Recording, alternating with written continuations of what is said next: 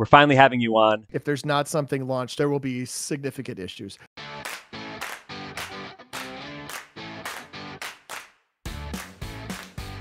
Hello and welcome into another D3 Datacast. It's been a little while since we've had a show, but we're trying to get the off-season train moving here. Today we're joined by a very special guest, someone I'm sure everyone who watches our show is familiar with. It's Pat Coleman, executive editor of D3sports.com. Did I get that correct? Yeah, we'll accept that, and maybe a couple of other random titles for me as well. I think they work. So these days, D3sports.com comprises D3hoops.com, D3football.com, and D3baseball.com. Is that correct? That's correct. Anyone who wants to come and blame us for the extremely delayed All-America team from D3soccer.com needs to not come knocking on our door any longer. That's not okay. Not currently part of the network. That's correct. And I wish we had a lovely ice hockey site that I really enjoyed, but we just never had enough manpower to keep it up. So pouring one out for D3hockey.com at the moment. Yeah. So Pat, do you even really have an off season then with all those, I mean, we're focused on hoops, so it's hoops off season here, but it's, baseball season's going on. And, by the time we're getting into basketball season, you're basically rolling off of football season. Yeah, so we're here at the end of April, right? And I take basically maybe a week and a half after the Final Four to kind of just rest and recharge. But then, at that point, I already feel like I'm behind on getting the football season revved up. So part of, just creating a team page for all 230 whatever teams are actually going to play football, schools that are going to be open this fall, a page for all 28 conferences, and then punching in 1,200 games on the schedule. I'm a little behind on that. Normally, I would be mostly done with that by now. And then, thankfully, Jim Dixon, the editor-in-chief of D3baseball.com, does a great job with that site. And I come in a couple of weeks from now, basically, maybe about Mother's Day or so until the end to help with end-of-conference tournaments, regional tournaments, and then the Division III Baseball World Series. So I don't know when the off-season is. It's maybe that week and a half at the end of March, and maybe there's a week or two in June I can take off, but it doesn't feel like there's much off season. That's for sure. Well, you've done a lot of great work for a lot of years. I would like to plug an episode you did with Bob Quillman on the QCast. I think it was season 1, episode 19. You dig into a lot of your background of when you kind of took over / started D3hoops.com when that got launched, and kind of created now a D3 Hoops empire, D3 Sports empire, if we can call it that. But that's a really good episode. So a lot of Pat's background is in that one. So we're not going to try to reduplicate a lot of that here, but definitely go check that one out for a lot of Pat's background and a good conversation there with Bob. But I was trying to look, I think it's about 25 years for the site. Is that about right? Yeah, basically I have a really good, just living barometer of how long it's been. We put the site out the door the morning or the evening after my oldest child was born. If you have a kid, mom and kid are in the hospital for an extra night and dad gets to go home or whatever. And, maybe you're assembling a crib or something like that, or painting the nursery or something like that. I spent that night pushing D3hoops.com out the door. So that is November of 97, which means 25 and a half. And my 25 and a half year old is a living reminder of it. Well, I've followed D3 Hoops in not quite all of that amount of time, but in the mid 2000s is kind of when I came on the scene. But that's the reason why we have good top 25 polls, good all region teams, all America teams is D3hoops.com. So thank you for all those years. I know the D3 Datacast would not exist if there was not a D3hoops.com and not a D3 board. So that's been a big part of the community for Zach and me. I don't want to speak for Zach, but I'm sure he'll say the same thing to that effect. I'm just really glad that you guys are here, and you mentioned the QCast, obviously, and there are, a number of other people who are stepping up and doing Division III basketball media type stuff, and I am perfectly happy with that. I could not ever have done it all. I've never done it all on D3hoops.com even right now, because if I've gotten this far into the conversation without thanking like Gordon Mann and Ryan Scott, who do a ton of stuff behind the scenes, data entry, keeping scores up to date, writing recaps, doing the weekly team of the week. And then of course, Dave McHugh. These things do not happen. D3 Hoops does not happen right now if those guys are not involved. So it is definitely not just a team of one anymore, thankfully. Yeah, Absolutely. definitely great work by all those folks. And I do want to put in a plug for you, Pat. D3 Sports has a Patreon page that people like me, that the viewers out there can support. There is expenses that you guys incur, server space. You want to try to make sure people that write for your site get a little bit of compensation for what they do, things like that. You travel to games, you broadcast games. You were down in Fort Wayne. I think you did an audio broadcast of the championship game, of the NABC All-Star game. I think there was a broadcast of that kind of stuff takes money. So there's a Patreon page, D3 Sports. I encourage anyone who watches this show, who reads D3Hoops.com, who uses that at half as much as I do to support it. I did a little bit of math. There's 420 schools. If like 5 people that were connected to each school supported the Patreon page at the $3 level, like you guys would have like half of your costs covered for the year, probably, if not a little bit more than that. And it would be great for me. It would be great for everyone, not just to see you guys like be able to cover what you want to do, but like do what you would like to do beyond that too. So I think for me, D3 Hoops has been such a great resource for the years, and I would love to continue to see that grow. And I'm happy to be on here and plug you guys and plug the Patreon, because I think $3 a month for how much people use that site is probably nothing. I appreciate you saying that. Yeah, I think that Matt and I have both been Patreon subscribers or supporters from the time that you rolled that out. And so we're definitely proud to support D3Sports.com and D3Hoops.com in particular, and encourage others to do the same. I know the football audience hears it from me a couple of times during every podcast, but I don't know that the Hoops audience gets so much of a reminder about the Patreon. So thanks for doing that. Yeah, absolutely. I mean, it's almost literally the least we could do. And I think there's a lot of people out there who just maybe even don't know about it, and would love to, again, how many subscription, like you play the Netflix bill, you play the Hulu, whatever, you go to Starbucks once, add D3Sports.com to that, whether you go there for the baseball, the hoops, the football, it's all great. I will admit I've begrudged D3Football.com for like a decade now, because, in my mind, it took all the attention away from hoops in the fall. But I'll be using that resource more in like 2 years. So add me to the list of D3Football.com users here. Welcome to the dark side. We have our year 0 here coming up this fall to figure out what the whole landscape and what it's all about before our Kelvin Knights hit the field for the first time in 2024. There you go. Looking forward to that. So we just exited a championship season, 2023 season. I don't know if you have any like overarching takeaways, things you enjoyed, you got a kick out of, you learned from last season, that you'd kind of like to share with us here. Man, I think just one of the overarching storylines from last year was how good everybody was, basically. Yeah. I think we are seeing it, because of COVID, right? There are lots of people who have extra eligibility. I think if anybody were keeping track of the average age of a Division III basketball player, that player is slightly older and more experienced than they were back in 2019, right? The average roster is probably a little bit older. So you're seeing, I thought we saw the results of that. I think we will still see the results of that.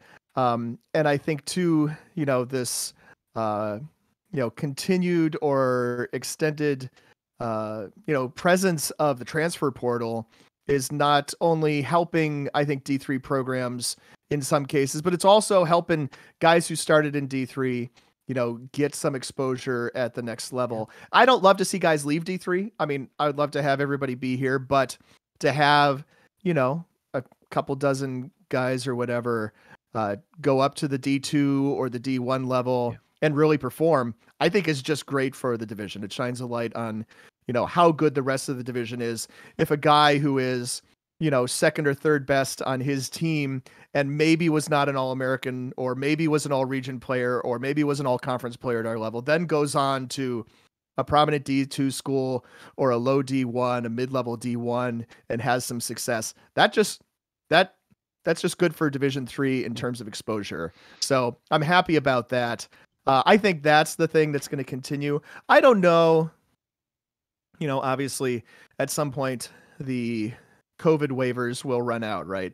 And I think also too, the guys who are getting that extra year now are not necessarily guys who developed, during 2020, 21, they were younger then. I don't know that there's as much of a gain there as it was by having some of those guys, like, I don't know, put 20 guys' names on a list. We could talk about all of them, but so many guys who got an extra year this year.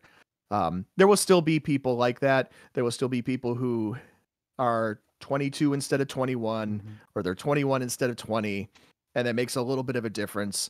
I think we're going to continue to see that play out in parity. I think the transfer portal will play out in parity as well. And, when you come into the football world, you're going to see mostly the same 5. Maybe it will be 8 teams by the time, by the time we get through this next couple of years. But it's never been that way in Division III, men's basketball especially. It was even less so that way this year, and I think it's going to keep being that way now. With these new things that have been put into place over the last couple of years, and that makes Division III basketball exciting and makes for great stories. And I am all about both of those things. Yeah, it was such a great season. We even got a good All-Star game at the Final Four. I think that was one of the comments I know a number of us made to each other was, "Hey, that was actually a pretty entertaining game to watch." It wasn't, the quality of play was a little bit better than I think we've seen before. Yeah, those guys came and they ran an offense, or they were unselfish with the basketball a little bit and still put on a show, which was great. Yeah. And my only the only thing I didn't like about that All-Star game is Dave Hickson not calling his timeouts and actually trying to make a game out of it. That was a winnable game. That bothers me, but otherwise, fantastic event, and I love that too. And it's looking like in the future, maybe not this next year, but at some point, the things that we're talking about now is that a postseason All-Star game like that is no longer the end of your collegiate eligibility. So that could be very interesting as well. You could see juniors play in that game, or guys who are seniors, like Brendan Mora of Pomona Pitzer, who I think got all the way to Fort Wayne, or at least was on the way to Fort Wayne and decided to enter the transfer portal and had to turn back around and couldn't play. I think those things sound like they're changing. So I think that's fun too. There's no reason why, considering what has been done with NLI over the course of the last several years, that receiving the trip to Fort Wayne and a little bit of swag from the NABC should cost a kid the rest of their eligibility. Yeah, especially in the days now of fifth-year eligibility, to have to make that decision, whatever that was in March or even late February, depending on when the rosters go out. I'm not sure whether or not you're playing next year. And I know a lot of people say a lot of things about the transfer portal, but I think it is cool when a player has finished their degree at their Division III school, has maybe played their 4 years. One of those was the COVID year, and they can now get an opportunity to maybe get a scholarship at D2 or try D1. I think, like you said, that's a cool thing for the level to stack up against a different level of competition. Yeah. One of my takeaways, this is going to be a transition. This is going to be a segue here. Watch this one. One of my lasting thoughts from this last year was that strength of schedule still matters, that regionally ranked opponents still matter. And what a way to get those things than to maybe attend a tournament like the D3Hoops.com Classic that gets held every year in Las Vegas in late December.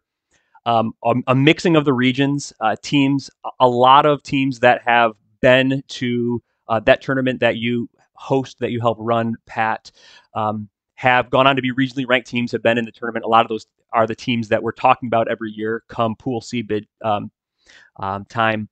So I want to spend a little bit of our time here talking about the D3Hoops.com Classic. I was looking back at some of the archives. I think December of 2010 was maybe your first year, and that would make this the 13th year. It's always weird because there was a COVID cancellation one year, but I think this will be the 13th Classic, which means about half the time you've run D3Hoops.com, you've had a D3Hoops.com Classic, which kind of seems wild to me that we're at that point. But wow. I think that's correct. So would you be able to go through, give us a little bit of the background, the genesis of the tournament, what your kind of vision for that was at the beginning, and kind of how it's kind of evolved and turned out here? Yeah, one of the best things about this is that this was a concept that was brought to us. We had talked about doing a tournament, and of course, now I'm not remembering. I think that D3 Hoops Classic existed before the Hoopsville Classic did, when it was here for a handful of years. But Dave McHugh had talked about doing the same sort of thing, right? How can we get groups of teams together. Frankly, we talked about it in football world as well. Could we do a kickoff classic like is done at the higher levels of NCAA football? But, this came to us, which was great, from Brett Seymour and the folks at Sport Tours International. They are a group that does not only these tournaments, this one in Las Vegas, one in, I'm going to say Orlando, but I don't know if that's correct, somewhere in Florida, the week before the Christmas holiday. And then also, put together groups for either all-star games for individuals to appear and take part in during the summer, or tour opportunities for Division III schools, Division III teams as a whole to take part in. So Brett came to us and said, we have this tournament and we would love to get more exposure for it. Would D3hoops.com be interested in partnering with us on this? I would be very careful about how the words are used. So I don't know. Partnering may not be the right, the legally correct definition or whatever, but going in on this with us to help raise the profile of this event, make it a bigger deal. And, we were all in favor of this as a concept. First off, it's a great place to go have a basketball tournament. Maybe the weather in Las Vegas isn't super great between Christmas and New Year's, but for me, coming from Minnesota, when it's like maybe 10 degrees and there it's 40, I'm happy about that.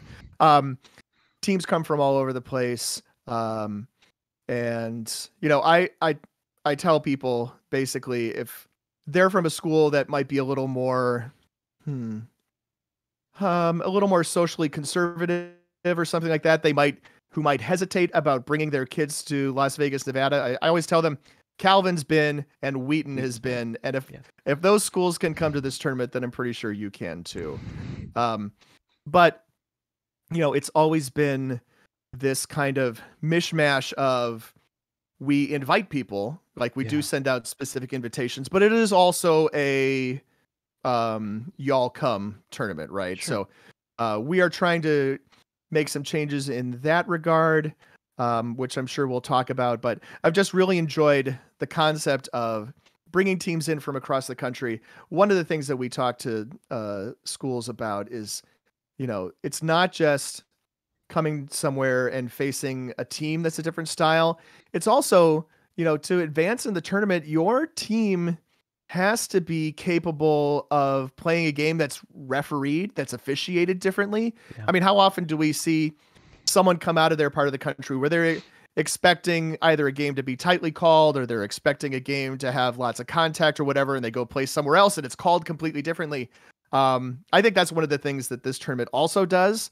And I really want for it to also be an instance where you can come in, get a game against a regionally ranked team, help your playoff resume that way as well.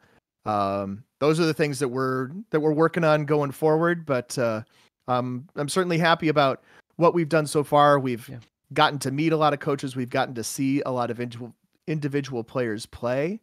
And I think, as much as we do our best to, first off, Ryan Scott is just a video hound. When we're talking about our all region and all Americans, man, Ryan has seen all of those guys play multiple times because he's watching video every night. I'm not watching video every night. So we try to flatten that out, right? We try not to be too favorable to the people that we've seen in person, but it doesn't hurt to have that kind of exposure. And I think that's the other thing that, you get to be in the spotlight for a couple of days at a not so busy time of year.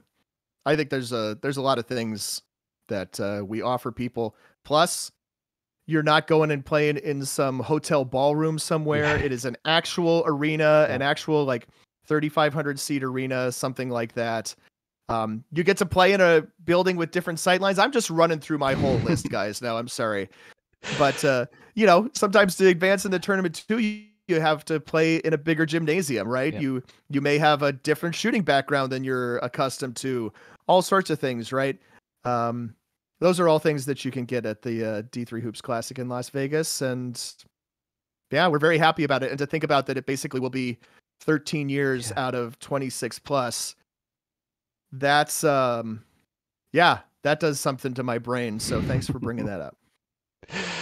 You touched on it a little bit in terms of the makeup of the field.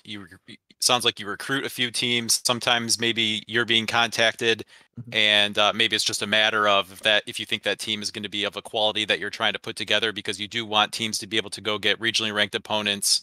And I'm guessing some geographic diversity there. So can you talk a little bit more about how a field in a given year comes together?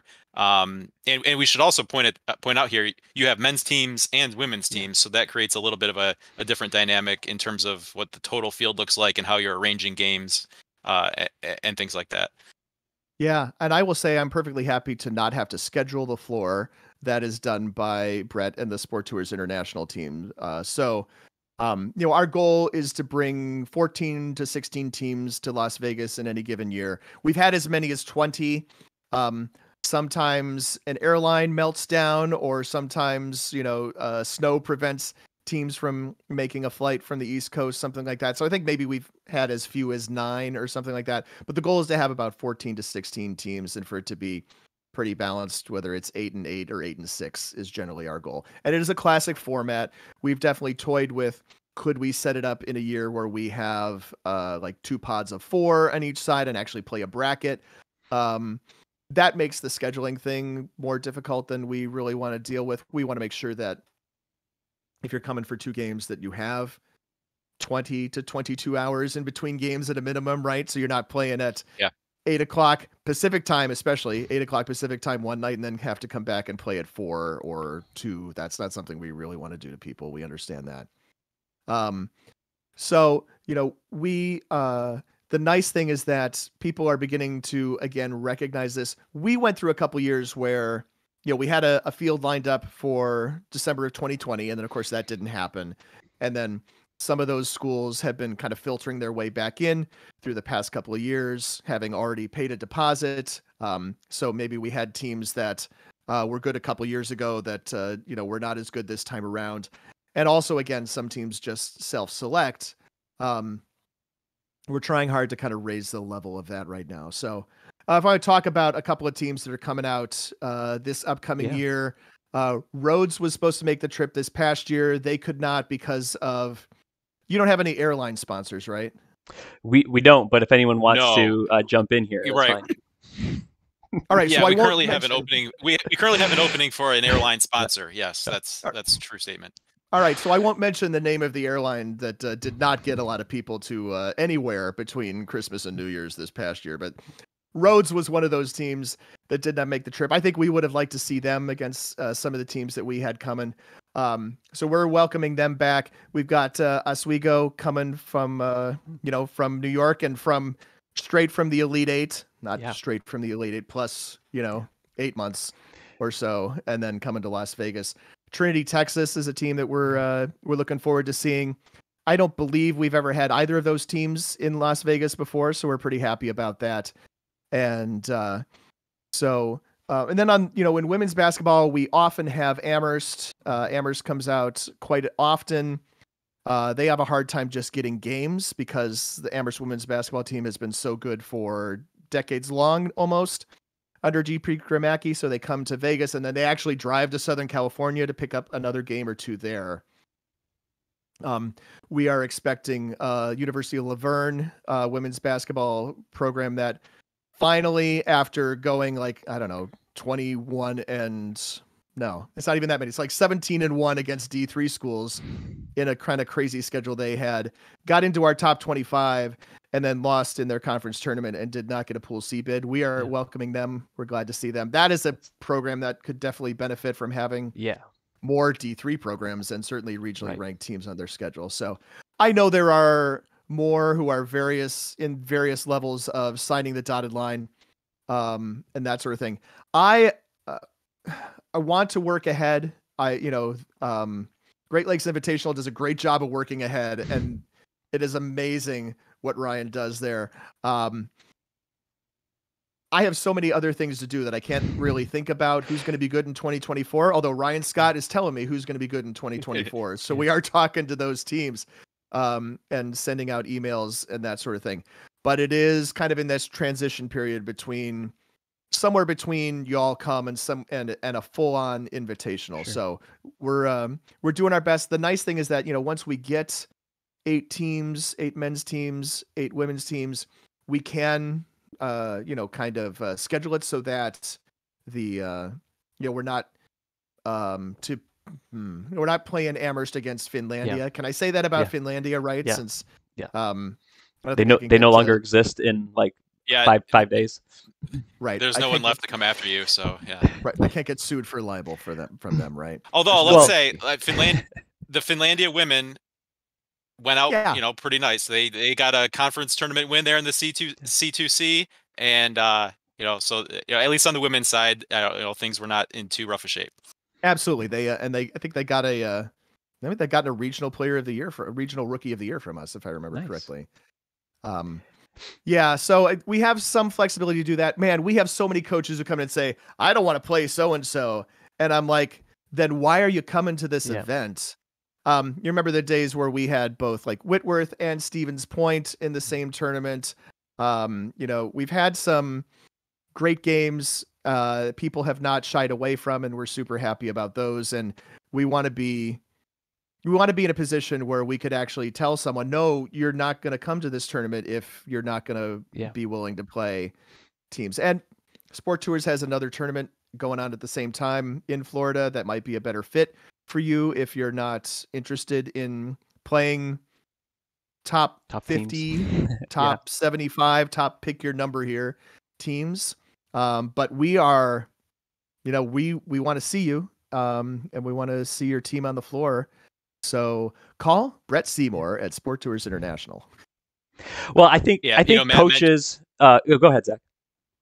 Well, I was just gonna say, Matt mentioned the SOS was one of the lasting lessons from this past season, and so my thought is probably it seems that more and more coaches get that message, and you can see it's definitely some horse trading going on for scheduling, just in some informal conversations in Fort Wayne as you're milling about, and so I would think that makes a sell like the GLI or the D3sports.com or D3hoops.com Classic an easier sell.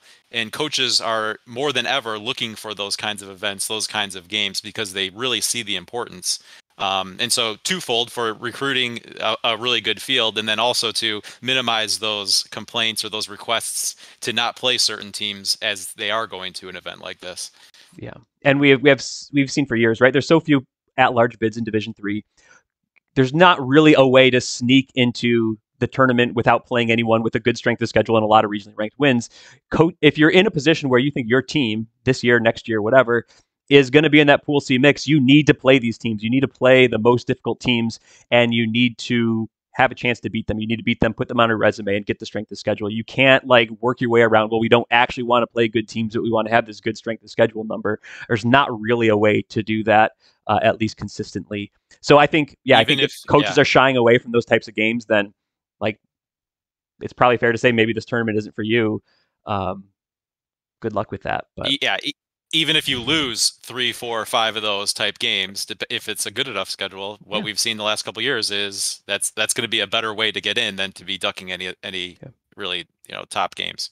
It sure seems like that. I hope that the committee is consistent about that year over year over year, because that's one of the things that does make it really difficult for coaches is when the committee turns over, and does the new group of people believe the same? Maybe they don't, but they've been consistent at this for a little while. So I'm hopeful that we continue to get that. Yeah. And I think if they turn down any of the knobs, they're going to be adjusting it slightly, probably not drastically dialing any of these strength of schedule things down. It'll be little tweaks. The year Calvin went in 2015, you mentioned that they were a participant once. They played Whitworth, a 3-point loss, and then an 11-point win against St. Vincent. Both of those two teams ended up in the regional rankings that year. So I think Calvin probably got what they came for. Unfortunately, Calvin wasn't in a position that year to get in the regional rankings. But hey, that's why you go to those tournaments, is to get those games. And so, I would like to see, one of these years, we heard that Calvin's going to go to the GLI next year, maybe down the road, they head back to Vegas. And I already prepped my wife. If Calvin goes back there, then we're probably taking a late December trip to Las Vegas. So that'd be fun. one of the things, if you're a coach who's kind of on the fence about it, we do an interview with a player or a coach from every team at the Classic every year, basically. You know, give or take, I think maybe 10 teams in the 13, 12-year history so far. One of the things that I always ask, and it's almost always my last question, is what did you or your team do in Las Vegas that was, you know, team bonding, that was the Las Vegas experience, that was not just the basketball? You can get just a great sense of ideas of what you can do with your student athletes there, whether it's people watching, going down to the Bellagio fountains, having a nice dinner somewhere, going to see a show, going to see Blue Man Group, or whatever. There is just this wide range of options. And then a whole bunch of things that you can do even in the South Point Hotel Arena Casino without leaving the building. So like, you don't need a bus to go to practice, for example, and that sort of thing. You want to take your team on a bowling outing or something. There's a recreational bowling alley in the building, or, you know, to movie theater or whatever. There are all sorts of things that you can do that will be considered perfectly family friendly by anybody, any of your constituents back home on campus. So one of the things that I love about this tournament, as a person who has watched it from home on the couch, crack open a soda pop, and watch the games, is there's games all day, and then they're being broadcast by people who really know Division III.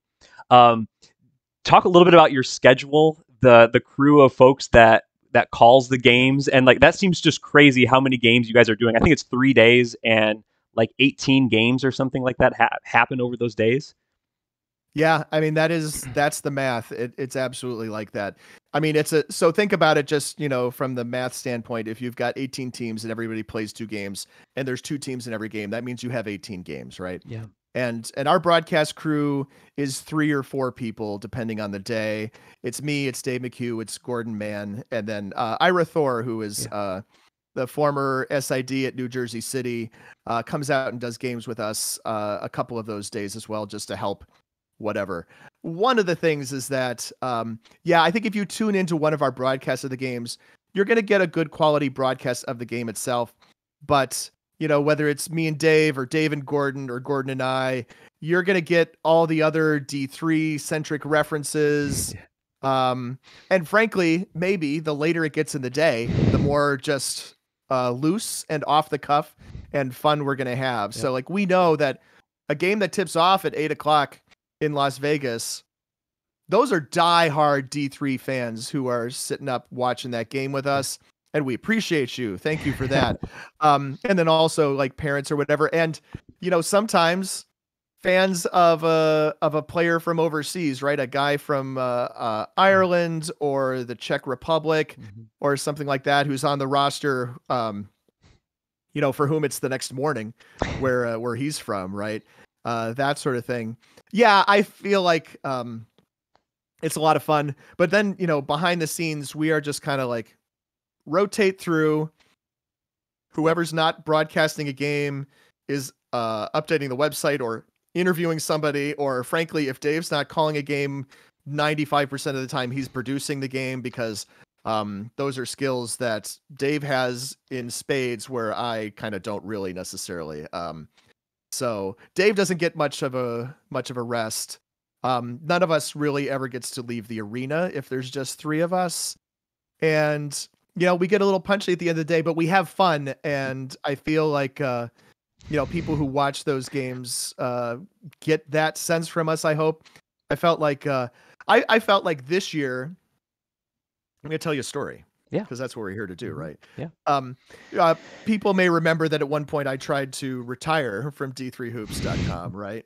And I was only able to stay out for like a year and a half. But one of the years I was retired, I still came down to Vegas because you need just every hand you can get, right? And I was like, oh man, I was broadcasting a game with Dave, and I'm like, man, I sound stupid. I don't know what the heck I'm doing. I may not be able to do this anymore. But I think I found my niche as a color guy, as the guy who's just having fun watching the game, and is, just kind of expressing that along with some knowledge about basketball. Yeah. I'm not the world's greatest X's and O's guy, but I know storyline and I can spew the stats and I know enough about basketball to be dangerous as a color analyst. I think those are the things that we bring to this. And like I said, we're just having fun. And I think people recognize that, and that's great. Yeah, definitely. It definitely comes across as fun. And, just hearing you guys talk and maybe reference something that happened, 15 years ago in a Sweet 16 game or something like that, will inevitably come up. And I think that's fun. But what time is the first tip off? Is it noon local time, or is it like 11 a.m.? It'll depend on the year. Depend on the game. Okay. Yeah, how many games you have. Sometimes they are, in fact, 10 a.m. local time. Okay. And that would then probably include East Coast teams, hopefully, because that way it's 1 p.m. for them, at least mental clock wise. Yeah. But yeah, sometimes we do start at 10 a.m. local time if necessary. And then 10, 12, 2, 4, 6, 8. If we need 7 games, we'll start at 10. Yeah. If we only need to get in 6, then we can start at noon. That's basically how it goes. And then are you like praying that none of these games go into overtime and then just set everything off like 30 minutes or so? Oh, that is one of the things. Definitely, Dave and I will chat with jokingly with the officials before the first couple of games. It's like they'll come over and introduce themselves, and that's important because we may be able to provide them with a monitor if necessary. Or this is the one place where we get to hold an inbounds pass until we're out of commercial. Otherwise, you never get that opportunity. But it's our tournament. And in that conversation, it's like, okay, we got 6 games today, so no overtime, right? And keep us on schedule. We had a couple of, I think we had a day this past year where one of the early games went to overtime, and we generally made it up over the course of the day. It's not like going to the Baseball World Series where they schedule those games for 2 hours and 45 minutes apart, which means the game actually has to take 2:15 because you have to prep the field and all that and re-chalk it and all that. There's no way those games are ever on time. Our games end up generally on time, and that's helpful also. So we're in a day and age where it seems like just about every game is streamed, but I still think that the D3Hoops.com Classic is kind of a little bit different than other events because you do bring this media component of, maybe a little bit more of a professional broadcast. And I know on the YouTube channel, you get like post-game interviews, whether it's you or Gordon, someone's, grabbing a player and is spending a good amount of time, 3, 4, 5 minutes kind of getting some thoughts from that player. And I'm just wondering what kind of feedback you've heard over the years about just the experience for the teams, the players, coaches. Do they get that sense that this is an elevated experience because you're able to, bring kind of that combination of a little bit more media exposure as well as just great games? I think so. I think first off, just we have so many teams that come back multiple times. I mentioned the Amherst women, Ramapo men. Chuck McBreen brings his team back. If we've had 12 of them so far, he's been at 10 of them, something like that. That's a testimony to the experience you get at the tournament. I think, it's just great to have conversations with, especially the student athletes. Not everybody is experienced at giving a post-game interview, and especially, in December, when it's still pretty early on in the season. It's a learning process for them too. So I'm pretty happy about that. I feel like people come away with a positive impression of that. And you're absolutely right. I think that is one of the things that we like to bring to this event is that little bit of elevated media coverage, a neutral call of the game, a quality post-game or pre-game interview, that sort of thing. Yeah, these are things that are important to us. We were all broadcasters back in the day when there weren't streams of everything. And, Dave or Gordon or I would go to a game and provide the only audio stream of a game. Or, we did that for, probably maybe 80 NCAA tournament games over the course of a several year period. That we still all have that in our blood. We love to broadcast games, and it's definitely a big component. That was one of the big attractions to us, was that we could come do this. We could come see a lot of teams and, just get to know them better, considering we might see them again in March. So earlier on, you hinted at you're working at kind of maybe trying to elevate the profile of the field a little bit. Just curious if you had any other visions for this event in particular, of things you would like to do with it differently. It's already a big event, so I don't know that there's maybe a whole lot different you could do, but just kind of what your thoughts are moving forward with the D3Hoops.com Classic. Yeah, I think if we had kind of dreams or a wish list or something like that, we have to figure out how to get more fans to come. And we understand, there's not a Division III presence in Las Vegas or within an, I don't know, 8 to 10 hour drive of Las Vegas, other than Southern California, which I guess is maybe a 5 hour drive, something like that. So it's a little hard, right, to do that. But that's something that may be a thing we can't accomplish, but that's something we would like to do.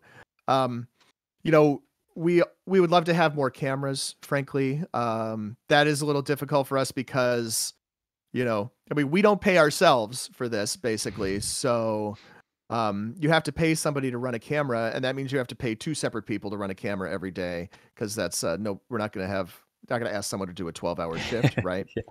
And then do we need an extra producer? Right. I mean, Dave is already doing everything he can. So like, I think that's an attainable thing for us. I don't know when that is necessarily, but that's something that we'd like to be able to do there.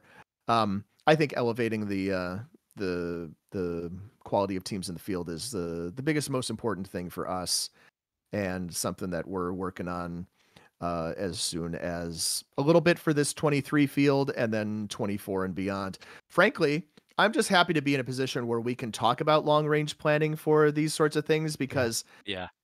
For a while there was, first off, it was an experiment. We did it for, I think the initial agreement was, let's do this for 2 years and reevaluate. And we keep re-upping because both the D3 Hoops side and the Sport Tours side are very happy with this arrangement. We love it quite a bit. And then I retired for a couple years, and then there was a COVID thing. So we didn't have a tournament for a hot minute there. So now, to be able to talk about long range planning is just a really nice benefit that we have not really had the opportunity to do in probably 5 or 6 years, frankly. Well, I think we're about at time. We've covered a lot. Is there anything, Pat, that you would like to leave the D3 Hoops community with regards to the D3Hoops.com Classic? Anything else in your world of D3Hoops.com? Any lasting thoughts for our viewership, whatever tiny slice of the D3 community we have? I think I don't know that this will hit sports information directors, but they're a very key constituency for us. We needed their help pretty intensely this past season, and we're going to need it one more year. So the short version is that there were 2 major platforms that websites were on, and we were on one, the one where about 2/3 of D3 schools were, and then there was another one. And now people have been making big switches from the one to the other. So, we no longer automatically get fed a lot of things from a lot of schools. We would like to rectify that situation, in terms of where our website is hosted, but it is a very complicated website, and it is not something that can simply be ported from site A or server A to server B. So if you are, maybe an SID isn't necessarily watching this, but if you're a coach watching this and, your website is not on the same platform as our website, you need that bug in your SID's ear all season, next season as well. And then hopefully by, what would that be then? 24, 25. Yeah. Hopefully by then we'll all be a little bit better in alignment and that sort of thing. But we need those box scores. We need those schedules. We need those links to video broadcasts. I know you guys are huge on that, and I agree. And I thank you for your support in, helping cajole people into getting those links onto our website. Those are super important things for people. We did some experimentation with tracking some of those outbound links, and over the course of a season, if your link is on our website, you could get up to 1,000 extra viewers over the course of a season. I think you want those. I think you want that exposure for your school.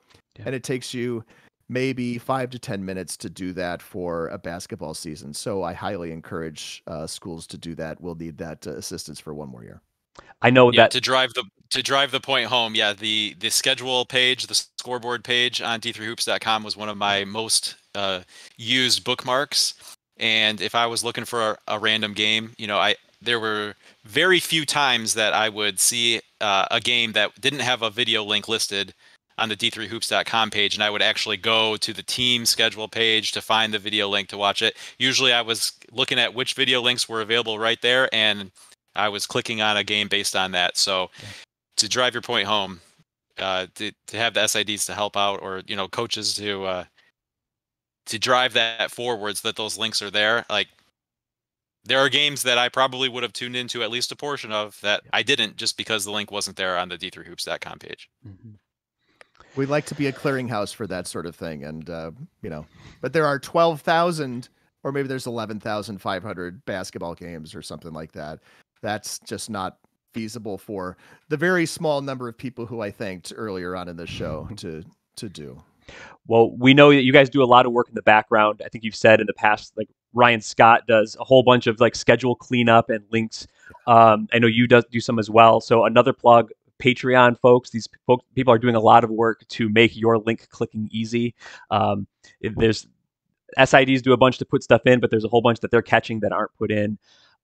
So go sign up for the Patreon. It's inexpensive, and it's gonna, once 420 additional people times 3 people per sign up for the $3 or $10 a month, then that's going to give Pat all these resources to get the extra cameras and everything that he needs, plus more. So it's going to make your experience as a viewer better. So sign up for the Patreon, and that is my second plug for that. So happy to do it. You said it better than I would have. Thank you. Well, Pat, we appreciate your time. I think we're going to wrap up for today. Appreciate your thoughts. We'll have to have you on again sometime. I can't believe it's like 30 episodes, and we're finally, I don't know how many episodes is it, Zach? We're finally having you on, but thanks for being here. Appreciate it. Well, that's okay. I mean, I don't really do data the way you guys do data, so the off season's probably the right time to have me on a show. Well, glad to have you here. Thanks for tuning in, everyone. Obviously, we're all visiting d3hoops.com. If you're a coach and you want to inquire about d3hoops.com Classic, get in touch with the crew, or Sport Tools International, probably sign up. Get your team there. Fun to do. But we'll all see y'all next time. Good job, team.